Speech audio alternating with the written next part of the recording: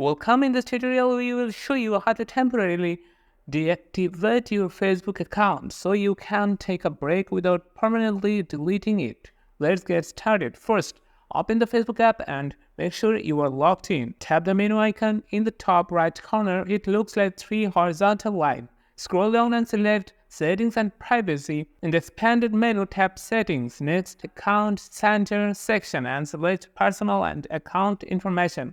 Now tap on Account Ownership and Control. Here you will see the deactivations and deletion options. Select these. Choose Deactivate Account, then tap Continue to Account Deactivation.